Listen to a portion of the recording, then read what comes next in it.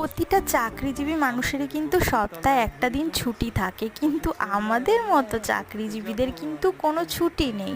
আমাদেরকে কিন্তু সপ্তাহে 7টা দিনই 24 ঘন্টা ডিউটি করে যেতে হয়। যদিও আমি সংসারের এই কাজগুলো ভীষণ ভালোবেসে করি আর আমি কাজ করতে ভালোবাসি, তো আমার কাছে এই কাজগুলো খুব ইজিভাবেই হয়ে যায়। আমি মনে করি যে কোনো কাজ তুমি যদি ভালোবেসে করো না, তো সেই কাজটা কিন্তু খুব সুন্দর। তো আজকে হচ্ছে রবিবার, প্রতিদিনের মতো আমি আজকেও ভোরবেলা উঠেছি, সমস্ত বাসি কাজবাজ কমপ্লিট করে স্নানটা করে আজকে যেসব জিনিসগুলো কাছাকাছি করেছিলাম সেগুলোই ছাদে নিয়ে এলাম মেলতে। তো আমার না সকালবেলা কাজগুলো কমপ্লিট করে নিতে ভীষণ ভালো লাগে।